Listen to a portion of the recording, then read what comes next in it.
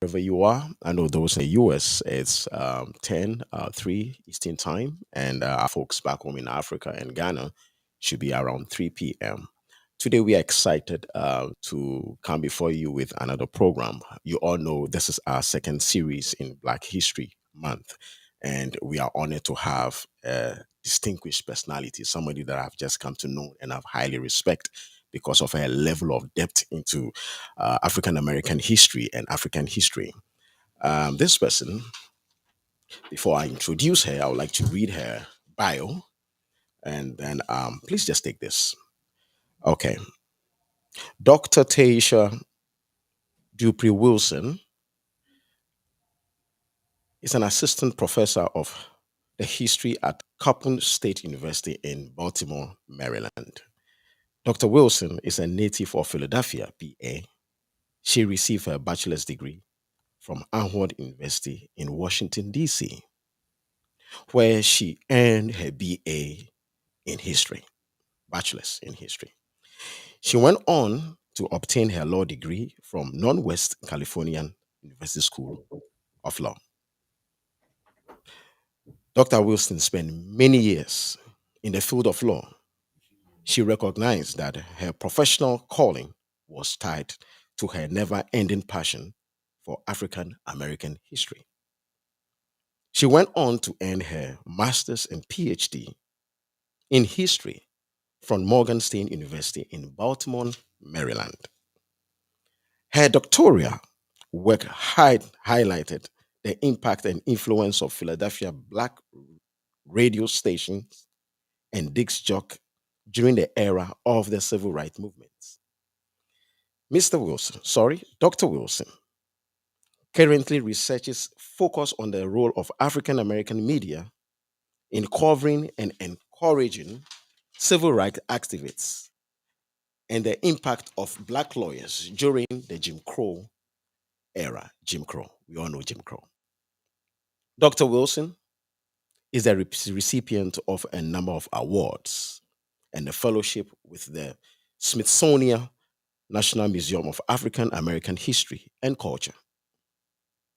She is a proud member Association of the State African American Life and History, the National Councils of Negro Women, Dr. Selma, a sorority incorporated. She is married to Mr. Jeremiah Wilson, an investigator for the federal government. The Wilsons resides in Maryland and are members of Kingdom Fellowship AME Church in Silver Spring. They are the proud parents of two sons, Kenji and Kumasi. I mean Kumasi from Ghana, the city called Kumasi, the garden city. Her son is called Kumasi. Ladies and gentlemen, I bring before you Dr. Wilson. Dr. Wilson, Good morning, good morning, good morning. How are you? I am so blessed and I'm so excited to have you on today's program, Mozart Woods Media. We are still enjoying this is the second episode for the Black History Month, and you happen to be our distinguished guest on this program. Thank you for the invitation. All right, Mr. Wilson. Sorry, I keep on calling you Mr. I'm so sorry, Dr. Wilson. Well, You know, Africa is like that. Everything. I'm so sorry. it's okay. Before we begin, tell me about Kumasi, your son. Why did you name your son Kumasi, a city in Ghana? Mhm. Well, the reason why we wanted to name him that was because Kumasi, as you know, is the capital of the Ashanti region, and the Ashanti people have a reputation of being strong people. So we wanted to Right. give him a name that encompassed strength, resilience, and also the fact that he was a strong seed. So that's the reason why we chose that name. Wow. Thank you so much. Mhm, It's good. It's good. Yeah, Kumasi is a very powerful city when it comes to pre-independent and post-independent. Okay, let's mhm, proceed to today's agenda. Before we get into the conversation on Black History Month and Africanism in the US, let's settle one thought that mhm. runs into the minds of people. Many believe that slavery was the first time Africans set its foot on this country, United States. Mhm. Please dispel this myth. Well, actually, that's not true. Africans are going to be present in the continental United States or present day continental United States prior to the arrival of that first group of 20 and odd Negroes that arrived in present day Hampton, Virginia in 1619. Because you're going to see Africans traveling with the Spanish conquistadors. You're going to see them traveling with the Portuguese. Most explorers are going to have African men, free African men, traveling with them. One such example, of course, includes Juan Garrido. He traveled throughout the continental United States. You're also going to see Esteban, or sometimes he'll be presented as Estebanico. So you're going to see African men traveling as explorers because for a lot of Spanish and Europeans in general, it was an asset to have an African with them because Africans had the ability to learn language very quickly. And even today, it's very rare to find an African that only speaks one language. So back then, they needed folks to communicate with Native Americans. So who better than an African who had the capacity to do that? At one point, I think Estebanico spoke 8 languages, 5 of them indigenous languages. Wow. So you're going to see African conquistadors or explorers uh, going to present day Florida. They're going to be moving into present day Texas and also New Mexico and Arizona. So there was definitely an African presence prior to the arrival of that first group of enslaved Africans. Oh, I see. So, in estimation from your finding, how many Africans that were transported from the continent to the United States or in the West Indies, in Well, estimation? oh, sure. Well, overall, historians estimate that about 12.5 million Africans were kidnapped and enslaved and brought to the Western Hemisphere for the purposes of, working and providing a labor force. But in terms of the continental United States, not very many Africans were brought directly to the United States. Typically, they would either take you to South America or the Caribbean. The Caribbean was really one of the most um, popular places to take Africans. Then they would put you through a period called seasoning, a process called seasoning. Then they would sell you to the continental United States. But I think about maybe 400,000 Africans or fresh blacks, as they were called, came directly from the continent to the United States. So that's almost maybe what 7% of the overall total. Very small percentage. So, in estimation of 12 million peoples, like how many of them, how many number made it? Because I believe during the Middle Passage, there was a lot of shipwreck. A lot had to commit suicide by jumping into the, Right. yeah. How many of them made it out of the 12 million? Um, Well, about a third of the Africans that had been enslaved and went through the process of the Middle Passage did not make it for various reasons that you cited. You had individuals that were sick because of the conditions aboard these right. ships that were known as slavers. And also, again, a lot of people committed suicide. Some people would either starve themselves, they would refuse to eat, or they Right. would attempt to jump uh, overboard, which is why they Right. started stringing up nets on slave ships to prevent Africans from jumping. Or some people would self mutilate. They would like take some type of weapon or something and kill themselves or chop off limbs so that they would not be profitable at market. Ladies and gentlemen, to this program, we are more going to focus on um, how the African American, our brothers, our cousins, how they survived in America. I want to ask you a question. What role did the church play in trying to transport people from Africa into the West Indies? I believe that the Catholic Church played a role. Yeah. Is there any Absolutely. finding? Is there any finding in the books? Absolutely. I think a lot of people assume that the British started this entire process. The British perfected it in terms of the transatlantic slave trade, but you're going to see the first enslaved Africans coming because the Spanish and the Portuguese are going to be trying to provide a labor force for sugar plantations in South America and throughout the Caribbean. They'll also be producing indigo. But to answer your question, the Catholic Church did, in fact, play a large role in the enslavement of Africans. And in fact, the Pope, who was supposed to be God's representative here on earth, actually gave the green light for them to enslave African populations. Because what initially happened was they said, well, we're just going to go ahead and enslave the indigenous people, the Native Americans. That system did not work because, first off, when Native Americans were being enslaved, coming into contact with Europeans caused them to contract diseases, and they were more susceptible. When Africans were coming into contact with Europeans, they were dying, but not as frequently. And also, the rigor of a 14-hour plantation day allowed Native Americans to die off, and a lot of them ran away because it was their land. They know where to go.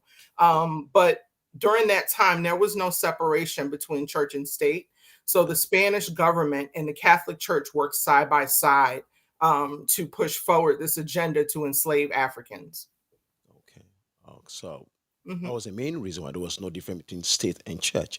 Right. It is also believed, and since you are a historian, it was also believed that some African clans and tribes also participated in selling our own brothers and sisters who are cousins into the US. Is there any writings or informations on that? Yes, the participation of Africans in selling other Africans to Europeans is well documented. And unfortunately, sometimes this is a point of contention for people because it's hard for us to believe that a Black person would sell another Black person to a European. But the thing that we need to take into account that this is a very nuanced thing.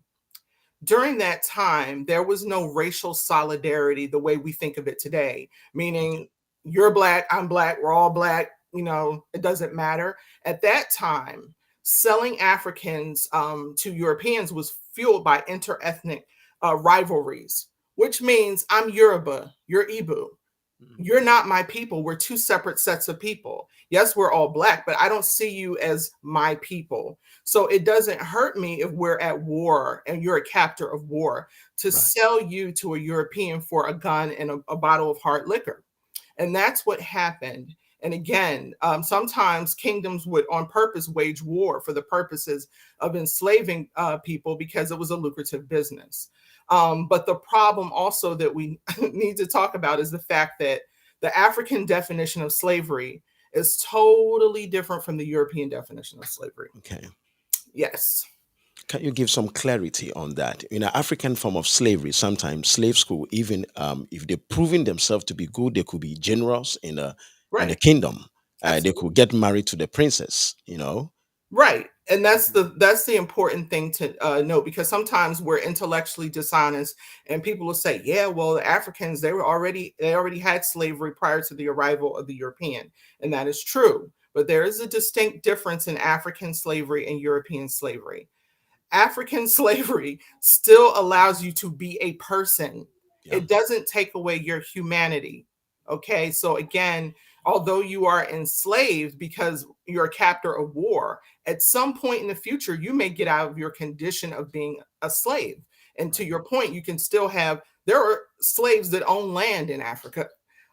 But in the context of Europeans, your Right. humanity is stripped. You are now property. So that means you are no different from a horse or a pig as chattel slavery. And that's a very important thing. And not only that, not only are you enslaved, you're going to be enslaved for your entire lifetime.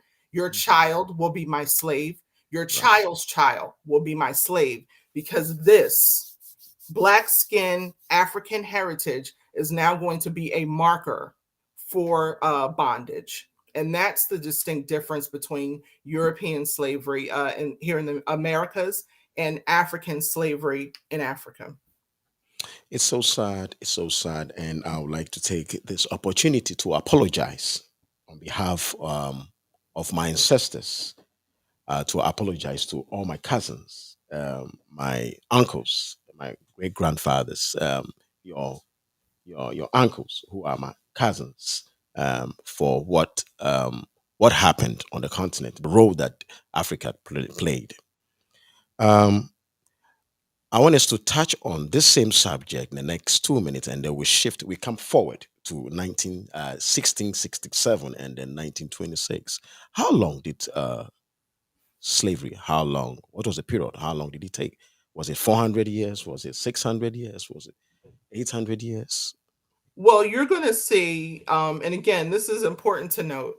Christopher Columbus, or Christopher Colon, as he was known by the Mm. Spanish, came to the Caribbean in 1492 in October.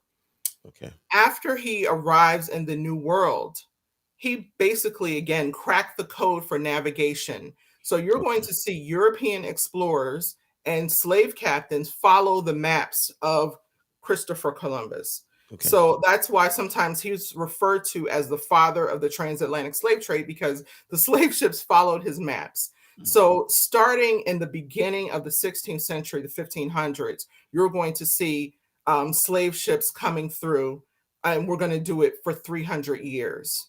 So from the beginning of the 1500s until the 1800s, in terms of America, the slave trade in America was outlawed in 1808. But Right. as you know, just because something is illegal doesn't mean people are going to stop doing it. So there were illegal slave ships coming over after 1808. They would paint the boats black and move at night, just like you're smuggling in drugs. And that's what they would do. And they would sell them at market. And again, this process went on for over 300 years. 300 years. We're talking Mm, at almost about 7 generations. absolutely. So sad. People were born into slavery, they died in slavery, and it's Hmm. something. Let's proceed further. I want us to proceed further because today is Black History Month, and we want to touch on certain subjects. Hmm. Many things happened between 1619 and then 1926 when a gentleman called Carter G. Woodson started Yes. the Black History Week. It started with the Black History Week, and now it is Black History Month.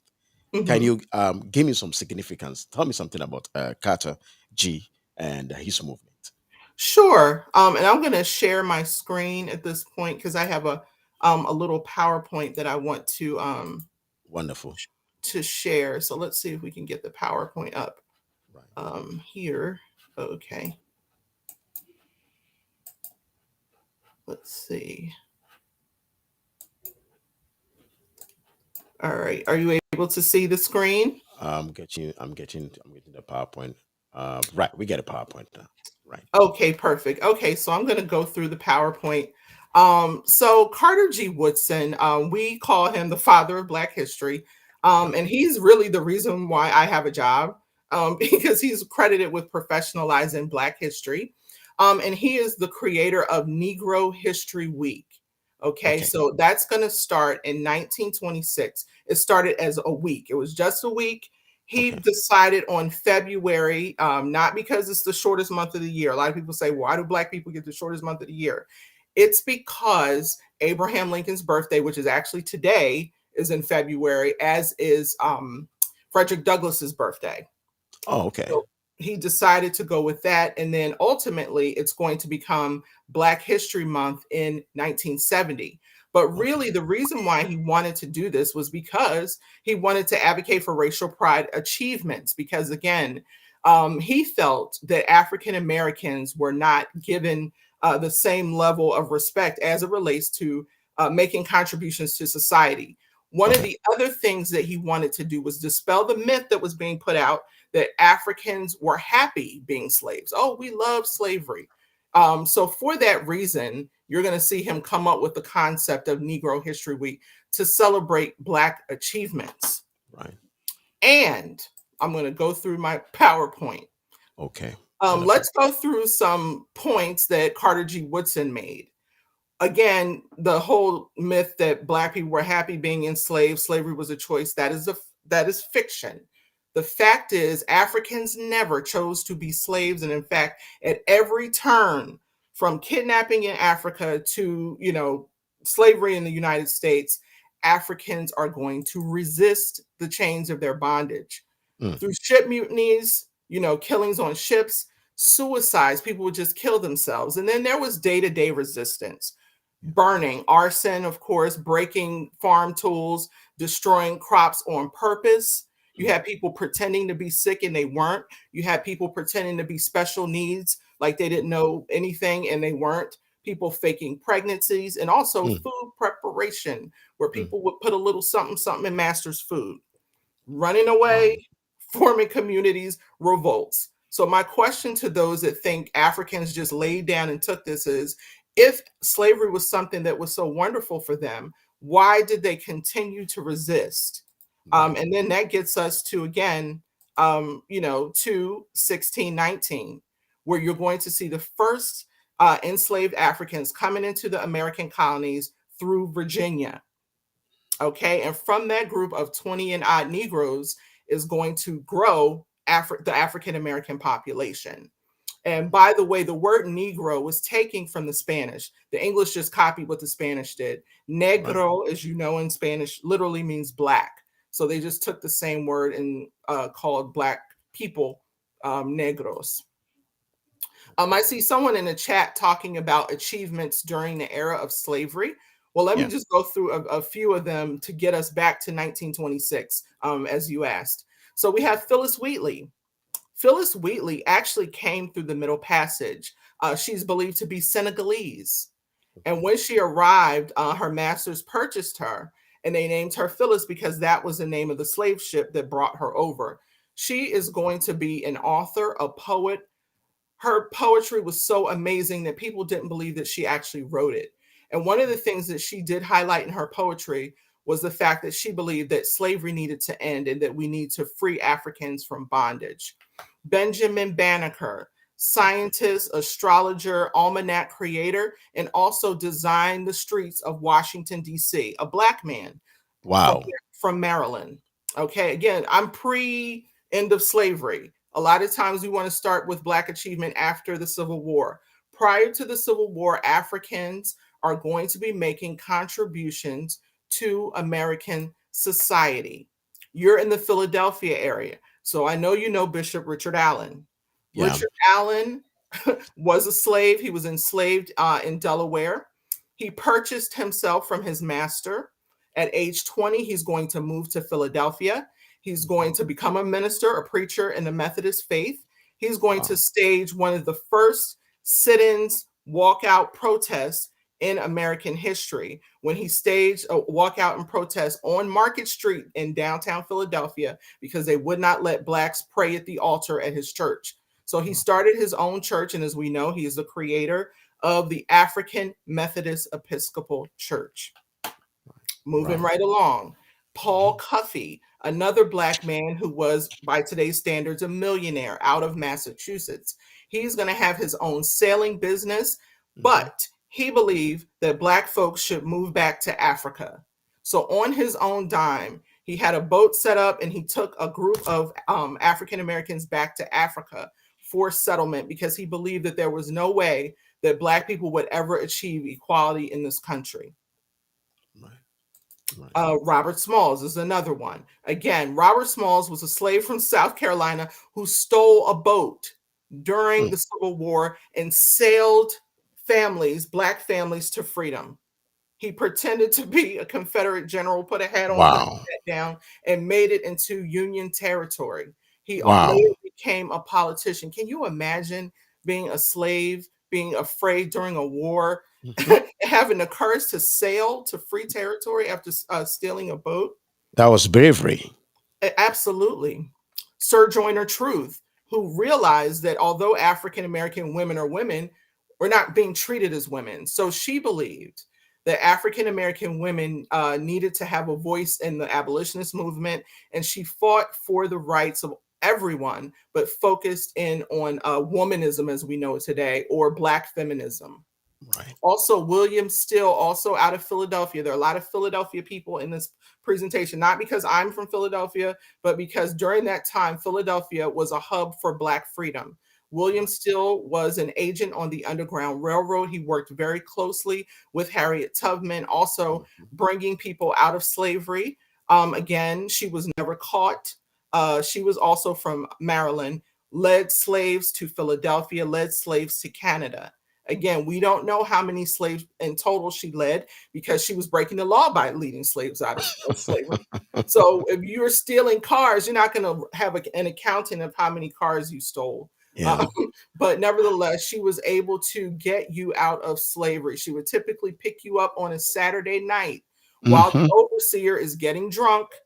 Sunday is church, so there's no work on Sunday. We don't work in the fields on Sunday. So by the time they know that you're missing, it's Monday. So she's already had a day and a half head start. Very Yeah. smart lady, very brilliant lady. And even Yeah. after the war was over, she continued to be an activist till she died. I Uh, was I'm not sure, cutting you out, but I was told that Harriet was giving the Union Army intelligence about the movement of the Southern Army, and she that's led true. one of the best intelligence network in the United States, the first black woman to give such best intelligence. That's true. She was a spy for the Union Army during the Civil War, and she also trained soldiers on how to shoot because a lot of Wow. these guys had never held a gun before. Remember, it's illegal for African Americans, whether you are free or enslaved, to own a gun or a dog. You were not allowed to own a dog either. So she's training guys on how to shoot because she knew how to shoot. Because when she traveled with a gun.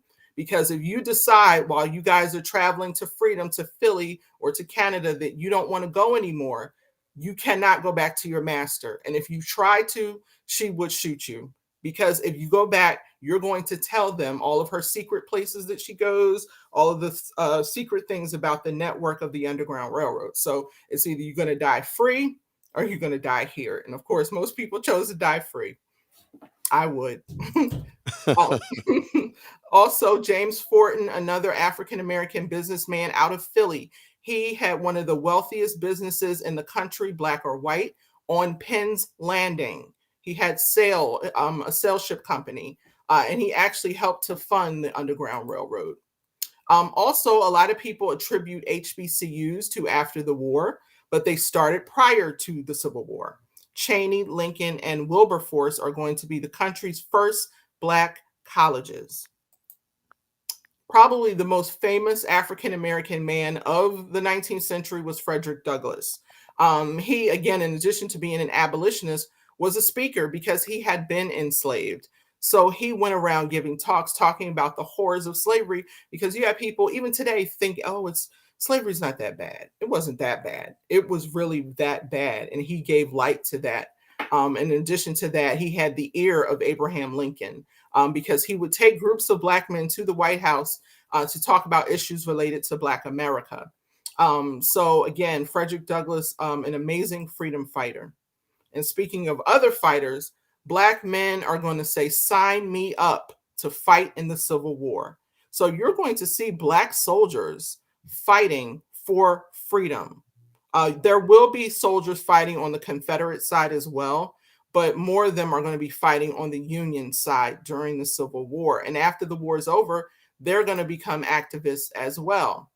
When the war ends, we're going to get 3 amendments that are going to, they're supposed to empower Black America, but some did, some didn't. The 13th Amendment, of course, ends slavery in the United States. The 14th Amendment makes Blacks human beings and citizens under the law. So we needed a law to make Black people human. 15th Amendment gives Black men the right to vote. But as you know, we can change laws, but we cannot change hearts and minds. And that's how we get to Jim Crow. So, Jim Crow laws are segregation laws that apply to restricting Black people. You can't go to certain stores. If you go to the stores, you're not allowed to try clothes on. Certain parks, we know about the water fountains and trains. Cemeteries, there was a Black section, a white section. So even after you die, you're still subjected to Jim Crow. The ocean, there were certain beaches that you could not go to, or they would have a restrictive line down the middle of the beach in the ocean. And also, of course, the passenger trains. And segregation is going to be legal in 1896 because Plessy versus Ferguson is going to happen. The guy to the right of your screen, if you saw him walking down the street, you would think he was a white man. He's not, he's an African. Okay. He gets on a train. They tell him to move because it's a whites only train. So he sues the railroad, and the Supreme Court is going to say it's totally fine because although, it's a separate part of the train. It's separate, but it's equal. So now segregation is legalized by the high court.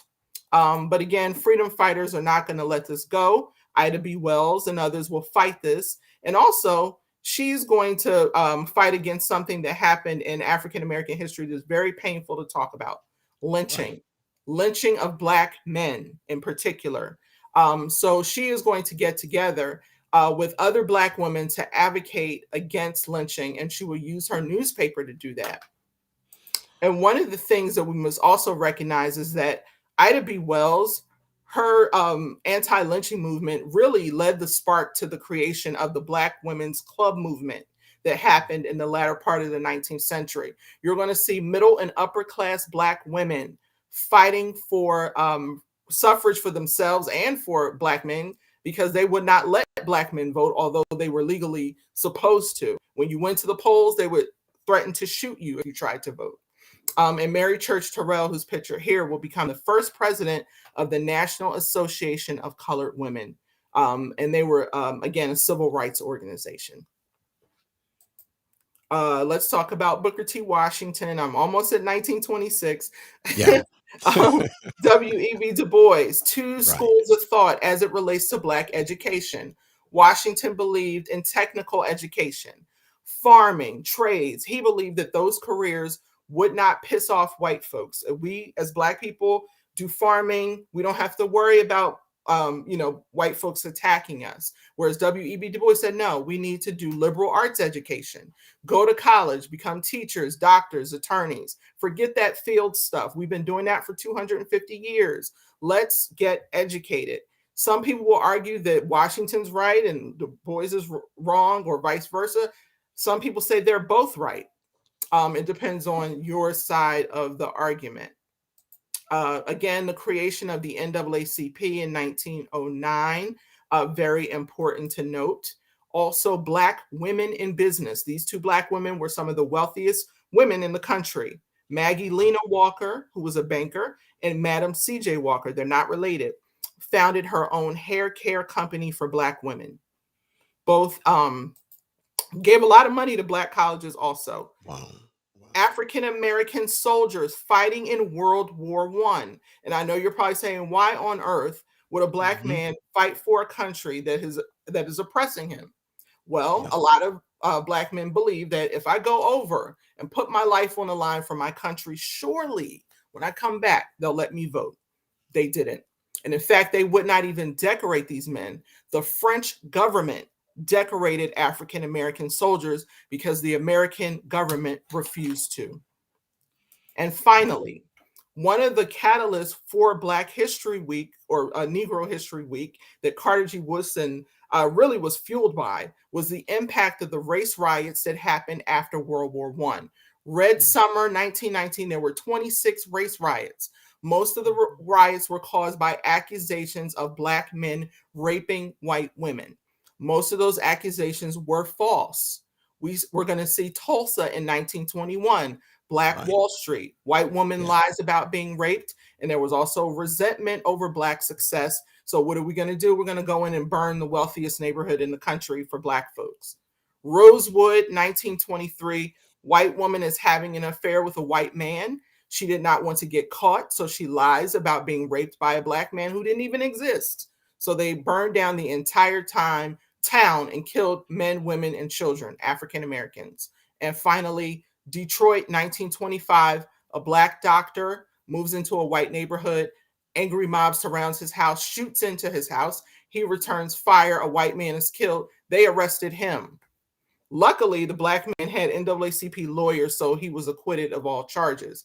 And that is really the reason why, to circle back to the beginning, Carter G. Woodson sought to have Negro History Week, to bring awareness to the fact that no Black men are not rapists and killers. We've made contributions to society, Black men and women.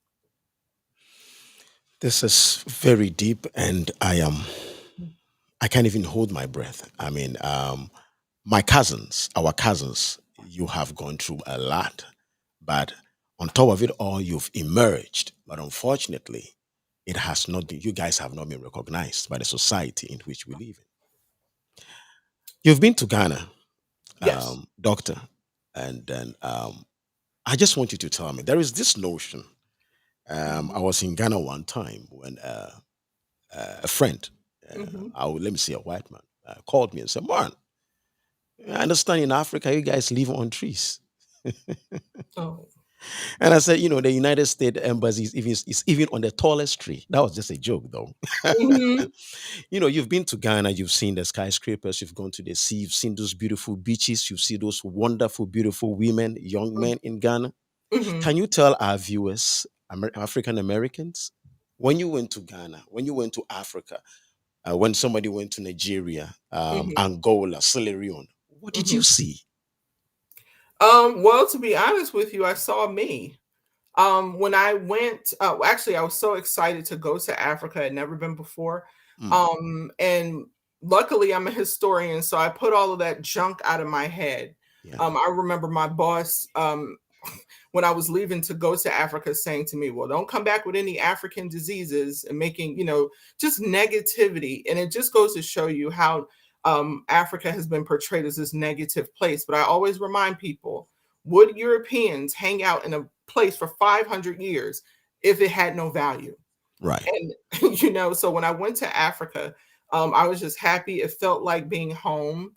It kind of felt like when I used to, as a child, visit the South to visit my Mhm, relatives down South. It felt yeah, like I was going down South, yeah, just to see people who look like relatives of mine walking the streets. We could easily be related, and just having that culture surround you, right. and just feeling familiar, even though you've never been there before. Having that familiar feeling was really powerful to me. And also, visiting the slave castles was something that was very emotional for me Yeah, because, again, as an African American, I know the reason why I am here is because people came through that slave castle. right. But one of the things I try to press upon my students, even in classes when I'm covering slavery, is that although this is a very depressing topic, just remember, when you go home tonight, look in the mirror. Hmm. You are proof that someone survived all of that. Yeah, So take it that way instead of looking at it as something that is, a negative thing. But I was just really happy to be in Africa, and all the things I heard weren't true. Oh, you guys, there were malls in Africa. They have stores in Africa. Well, right. what did you think was there? I mean, I just don't understand how anybody in this day and age would have that perception of Mm, such a beautiful place. yeah. Mhm. You know, um, we'll move to the next segment. But Mhm. before that, I would like to surprise you. I'm trying to call somebody on the line who Mhm. will be part of this program. It's a Mhm. surprise to you. But Oh. before that, whilst I'm trying to hook up onto the phone lines, Mhm. my cousins, I always call you my cousin because, hey, you're my cousin. Mhm. Um, in my research, I realized that those who lived on the plantation had to adapt, create their own language Yes. to be able to survive and then to be able to send signals and information without even a slave master knowing. And Mhm. this language is called the Gullah Geechee something. I just missed it Yes. again. Gullah. Mhm. Can you talk about that language? Gullah Geechee. Oh, sure. Yeah. And I have another PowerPoint for that. Let me Right. share my screen again. Yeah. Okay. All right. So let's do. Are you able to see the Gullah? Um, yes, I can see. Okay, perfect. All right. So let's talk Right on about my end. the Gullah Geechee culture, which is something The that's Gullah Geechee culture. Right. yes, African American culture that has really retained most of the Africanisms here in America. A lot of people don't even know that this culture exists, but this is African American culture. The Gullah Geechee people, we, and I say we because I have Gullah blood, Hmm. are descended from West Africans, as you know, and primarily reside in the Low Country, which is the Carolina region and Georgia, Hmm. brought here in the 18th century. So look at the coastline and the sea islands in South Carolina. Okay. That is where you're going to see Africans being really isolated from whites. You're not going to have a lot of contact with white folks. So that gives you really autonomy to retain African culture. Okay. And where did they come from? Well, they're going to come from the Rice Coast, Senegal, and Sierra Leone, and also the Mhm. Gold Coast as well. Angola, Nigeria, and Congo. And in fact, it's believed that the word Gullah comes from Gola, Angola. So that is what we believe, where the derivative comes from. Right. And also the low country rice culture, which is something that I don't think people realize. Europeans did not have knowledge of rice cultivation. Africans did. And for that reason, we were brought here to cultivate rice, which became the most lucrative business in the Carolinas. You're going to see 40,000 Africans by the 1740s working Hold on. Hold rice on. fields. Hold on. Uh-huh. Did you say that the Africans were brought into the West Indies to cultivate rice? It means that Yes. the Africans were the first to cultivate rice. Yes. Wow. Yes. And that is why we were brought to this region, the Carolinas into Georgia, because they didn't have the knowledge. And again, isolation from whites, because as you know, you got to flood the fields to cultivate rice, which causes what? More mosquitoes. A Mhm. lot of white slave owners did not want to be in places where there were tons of mosquitoes and snakes and things that you have to endure, because this is what the fields look like when you're cultivating rice. And rice plantations usually had about 300 to 500 slaves. That's a lot of slaves. Remember, at the height of slavery in America, one field hand, African American man between the ages of 17 and 27, could cost up to $1,400 per person. That's how much you were worth. So imagine having 500 slaves. You had to have a lot of money. But again, West African methods to cultivate the rice. But one of the things that I love about rice culture is the fact that it fueled Africanisms and African American food, the Gullah Geechee foodways. Look at these photographs, and I dare you not to, one, get hungry, but Wow. also not to get homesick. Okra soup, Hmm. some of the most delicious soup you'll ever taste. Right. Also, red rice, which you may call jollof rice. Jollof. Yes. Right. Well, Jollof. we call it red rice, but it tastes the same. Okay, Okay. so again, yams in the culture, fish, a lot of seafood, shrimp and grits, and also Right. gumbo, which is of course cooked in this region with the seafood. So you're seeing Africa in the food. You can't Yeah. deny it. Yeah. I didn't see the plantain and Oh, the black eyed peas, we got the those bean. too. Fried plantains, delicious and a good accompaniment with any of these dishes. And then also, uh, I think I got a surprise for you. I got a okay. surprise for you. Hold on. Hello? Hello? Yes, yes. Sister Hello. Tiffany, I have a big surprise for your sister is on the show. Um, Dr. Wilson is on the show. Uh, Hello. will you say hello to your sister? Hi, how are you? Hey sis, what's going on?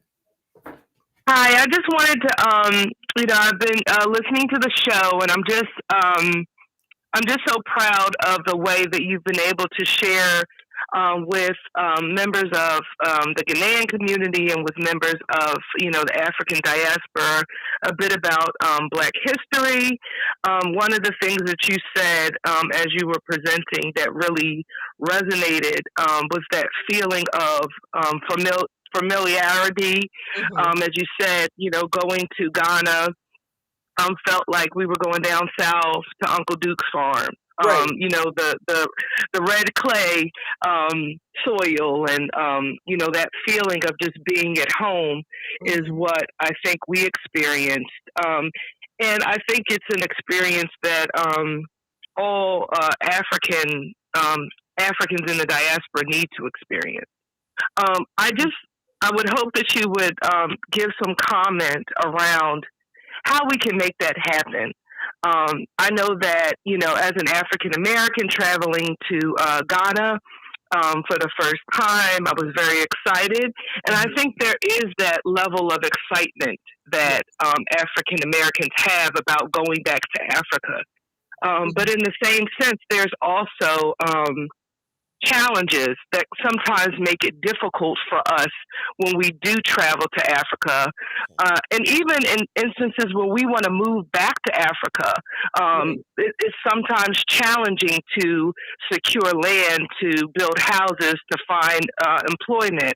Hmm. So I was just interested in some conversation around, now that we know the connection that we have, how can we make this process of African Americans or just Black people, period, coming back to the continent? How Hmm. can we make it possible? Right. Hmm.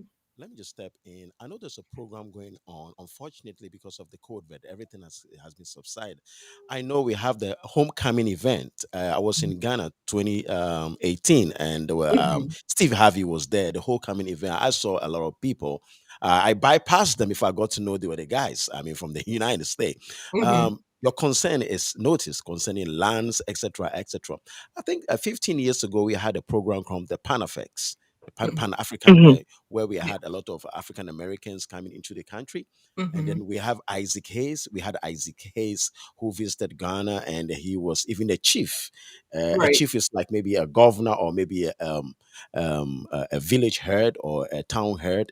He was given that honors. So what we can do is that we're going to have another program where I'm going to invite in the expertise in administration, land issues in Ghana, and Hmm. maybe a lawyer from Ghana, and then we'll have this brilliant discussion and see the way forward. What do you think about it? I think that's a great idea. And I also, to Tiffany's point, with the challenges facing African Americans going back home, sometimes we are made to feel like outsiders.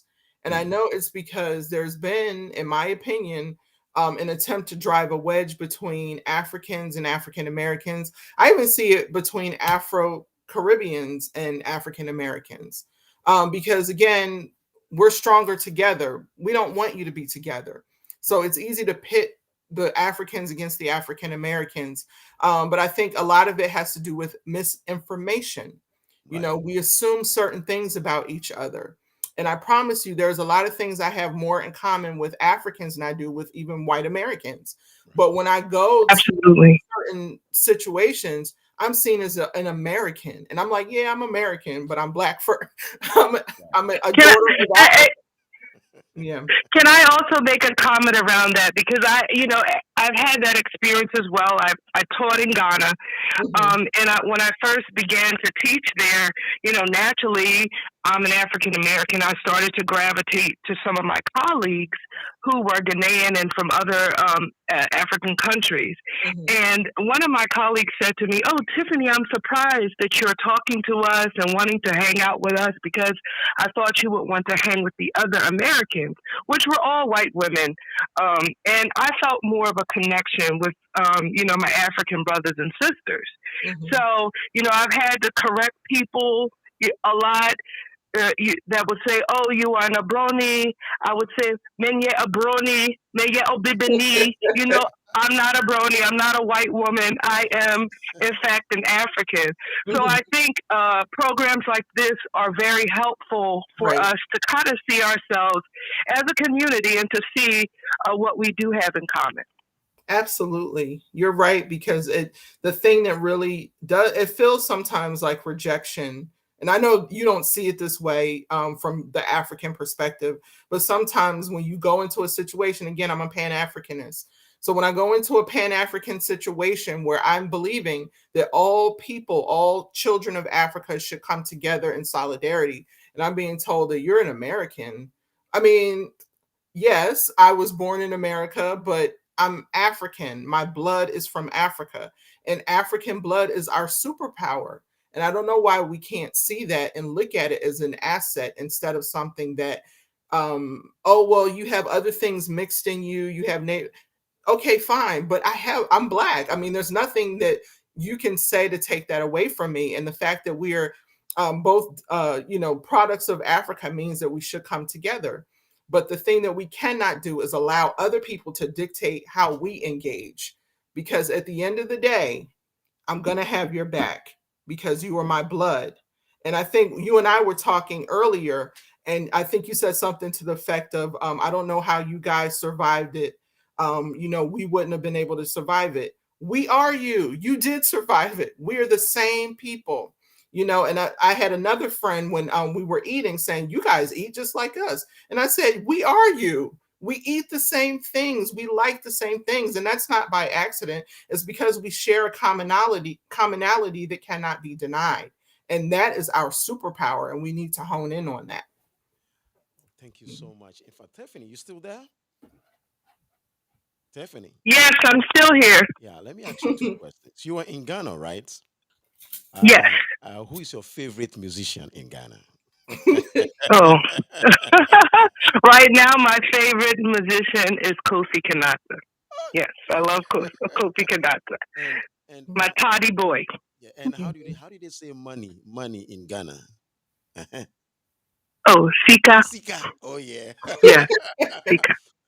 Offered That food. you will learn. That will mete tri kakra. With the chica crown. I like that. Oh, kakra.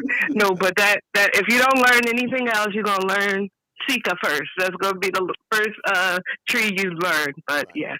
And what was your favorite food? What was your favorite food when you visited Ghana? Oh, my favorite food is I have so many, but I think contemporary stew is my favorite. And I'm PC because definitely it goes with tumbling stew Yes, with yes, yes, plantain. Wow, Stephanie, yes, absolutely. thank you so much. You've really made our day, and thank you for giving your big sister support on this program. So, Thank you. and you Thank know you what? so much. I think I'm gonna have a special program for you, and then Oh, you tell us how you were able to handle yourself when you're in Ghana. oh, I would love to come on. Thank you so much for the All right. invitation. Okay. Thank you All so right. much. Okay. Bye, Thank you. Tiff. Take care. Okay. Bye. Doctor, that's a lovely sister you have. Yes. Right. Doctor, before she came in, we were talking about the food stuff and Hmm. things like pig feet. In Africa, we eat a pig feet, we eat a oint stale, you know. Yes. Yeah. And what brought Hmm. about that? I understand the slave masters never liked the pig feet, the intestines and things. So they threw it down there. And then we Hmm. took advantage of it, did it, and then came out with some beautiful delicious things like macaroni. You have macaroni, you guys bake macaroni in the Yes. oven. Can you give me some more talks on that? Food, etc. Oh, sure. Well, in terms of like the pig's feet and then chicken feet and all that other stuff, those are the parts that were discarded by the master. So what Yeah. we did is we took those things and we do what black folks do. We take terrible situations and you turn them into good situations. So you're going to see black women taking those things and creating delicacies. Right. Even pig intestines, or as we call them here, chitlins, Yeah. you're going to Chitlin. see folks turning that into a delicacy. I can't eat that stuff, but my grandmother used to cook chitlins all the time. It took her 3 days to clean them because it's pig intestines. And then she would cook them and then you eat them with, potato salad or Right. greens or whatever. Also, cornbread. A lot of Cornbread. foods that are considered soul food, as we call them, have Yeah. African influences in them. The way we season our food, because you need seasoning. Everybody doesn't know how to season their food. Very important for us to have Yeah. that connection. Right. But again, it's something that the Africanisms have survived. Yeah. There is Hmm. one subject I would like to touch on. I know our time is far spent, but I Hmm. want us to touch on marriage on the Yes. plantation field. Um, you are at the mercy of your slave master, Hmm. but you fall in love in the plantation and you get married, knowing very well that it might happen that both of you might be separated. Hmm. How did they survive that? Yeah. Number Well, two, okay, yeah, oh no, I'm sorry, I didn't mean to cut yeah. you off. The second one was I and Sherida visited a state in the US, and then our cousin was getting married. Hmm. And to my surprise, they jumped over the broom Right. as a Yes. sign of marriage. To the first time I said, what is this, Sherida? She said, that's how we do it, right from the Hmm. plantation. Can you give me some more elaborations on that? Jumping over the broom, the Hmm. couples. Yeah. Yes. Well, during the era of slavery, it was illegal for slaves to marry because you are property, you're not a person. So two cows can't marry each other, and that's the way they looked at it. So two slaves can't marry each other. So what slaves started doing was this act of jumping over the broom. Now you could have pairings because obviously the master wanted you to make more children. Mhm. So you could take a wife or a husband, but it wouldn't be legal. So what they would do is this ceremony where they would lay the broom on the floor. And again, the broom is a symbol of domestic culture, of family. So you would hold hands and you would jump over the broom together into the land of matrimony. And even today, Black couples still do this. My husband and I did it when we got married. Wow. And it's not to honor slavery, it's to honor the ancestors and Yeah. their limitations in society. So that's why we jump over the broom. Mhm. I think our time is fast spent, Mhm. and I don't know if I have to put a second request. We would like you to join, come back on this show, Oh, I'm absolutely. I'll come back. and then we will tackle from the civil rights movements from 1926 up to today, Mhm. how we have survived. That's Yes. why the title for today's program is "The Survivors." Mhm. And this program is telecast because we want to bring this education to our folks who are back home in Africa, who only think that the African American is only survived through music or hip hop or like what we see on the screen. They Mhm. had to adopt a certain lifestyle, even like Right. a new language. They had to create a new language. For Mhm. example, the slave master is called buckler in the new language. Mhm. And they had to improvise to survive. Yes. Yes. Yeah. Yeah, and that's something we've done since we've been here, and not just, surviving. We've made contributions to society. I was talking the Yeah. other day about, medicine, African medicine ways, including inoculation, which now we call today vaccines. No one was doing that prior to the arrival of Africans. Giving that knowledge to slave masters to give yourself part of a disease so that you can develop immunity to it. Inoculation was done. Cotton Mather had a slave who introduced him to that, and people stopped dying. So even the vaccines we use today are as a result of African medicinal practices. So there's nothing that we haven't touched in this country. We've done it all. We've been through it all, and we've survived. Yeah. I want to honor our ancestors by Mhm. just playing a song. This song is coming from a gentleman called Shashamale. He says, the land is a state of the mind. Mhm. Yeah.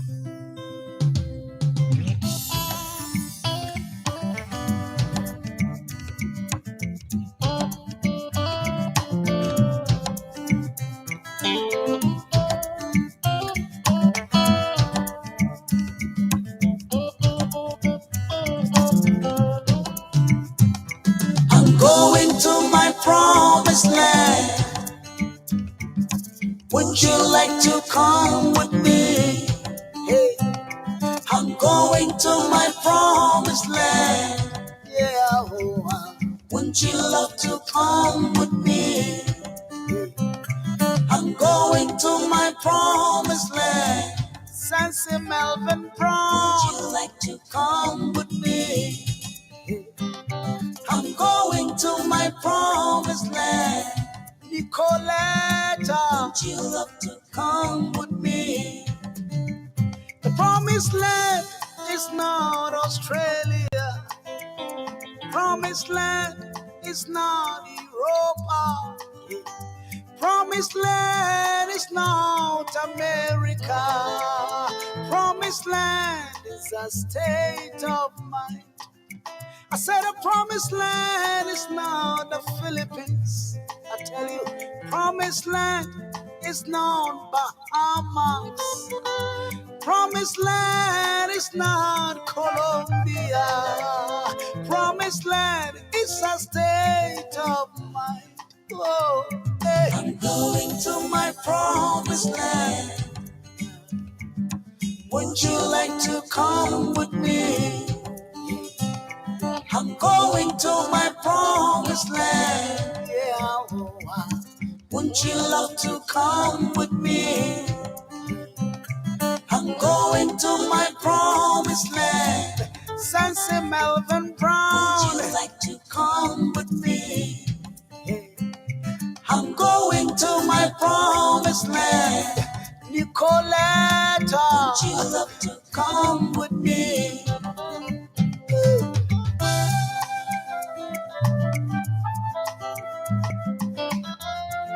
This song is coming from one of our big brothers called Shashamale, and we are going to the promised land. Is the state of the mind. I'd like to ask a question: what made us more than survivors for all these years? Yeah, it's a question. What made us more than survivors? I would definitely say our spirit.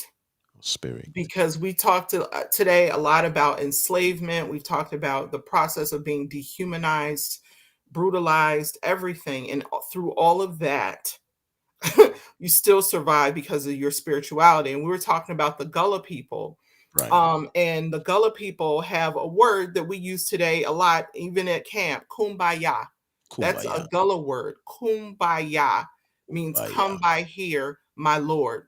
So even in the midst of being in bondage, Africans had enough sense to know that we need to draw from our spirituality and a higher power in order to persevere through these terrible things. And I think that is what made us more than survivors, because we didn't just survive, but we also thrived. Right. In the midst of being oppressed, you're still creating inventions. Yes. You're still opening businesses and Yes. freeing people. You're not supposed to be doing that. You know, Mhm. you're doing all of that with all of these adversities at your back. So for me, I said we didn't just survive this thing. We took it to the stratosphere. And Right. look at what we've done. Look at what we've done. I mean, just look at yourself, having your bachelor's, your PhD. I mean, just look at it. Today, you've been able to get to this level. And It's I as a stand on result. the shoulders of my ancestors. I'm not That's here. right. I'm not here because I'm so wonderful or fabulous. I'm here because of my ancestors making sacrifices Yeah. to, send our parents to college and do things like that, because Right. they did jobs that no one wanted to do, cleaning white folks' houses Yeah. and taking jobs that to support their families. So I'm just grateful that I'm able to stand on their shoulders, and every chance I get to give them light and energy, I do it. Right. Mhm. And I just want to say thank you so much. Thank you And for having me. we would like to have you back on this program. Sure. Then we'll be able to handle other matters. And then uh, the Mozart Woods Media and its team is highly grateful. Immediately we threw the invitation to you. You Mhm. didn't even waste more time. You just said, Martin, I will come on to this show. Mhm. Ladies and gentlemen, my name is Martin Pettigo, and our guest who's taking us through to this segment is Dr. Teisha Dupree Wilson, and who has a BA in history and also her master's and then a PhD also all of University Morgan State University, all Mhm. of Baltimore. There's a Mhm. lot in her. She is deep. She has all these informations. And next time we bring you over, we will look at the scrolls in Egypt. Mhm. The scrolls in Egypt. Somebody said those scrolls are hidden in the Vatican. I don't know how far that is true, but we'll tackle all those issues, etc., etc. Mhm. Ladies and gentlemen, I just want to say this is Mozatus Media, and we are telecasting live from Pennsylvania. If you want to be part of this family, just go to YouTube and subscribe and press that bell. Be part of this family, or go to Facebook, Mozatus Media. And then until we meet again next week, Saturday, we are all going to the promised land. In To the east, searching for the word of the Most High God, oh gosh. I said people will travel around all over. Thank you, Doctor. And I'll be Thank talking to you. you behind the curtains. Never Okay. find Take it. care. All right. Cause the promised land is not in Africa. I tell you, the promised land is not Jamaica. I said the promised land is not America. Promised land is a state of mind. The promised land is not in India. Promised land is not in Russia. Promised land is not Japan, yo. Promised land is a state of mind. Oh, hey. I'm going to my promised land. Would you like to come with me? I'm going to my promised land. I would like to do give one last announcement. One last announcement. Tomorrow around 2 p.m. Eastern Time, we'll be having political affairs. So please stay tuned. And if you haven't subscribed to Mozart Woods Media on YouTube or Facebook, please do so. Tomorrow, we'll be having our resource person who's going to be on the show, and they're going to give us depth information about what is happening in Ghana, Africa, and the whole of the world. God bless you all. Bye. Promised land. Promised land is a state of mind. Promised land, promised land, promised land. Oh, mama, promised land is a state of mind. I said the promised land I'm talking about is not situated.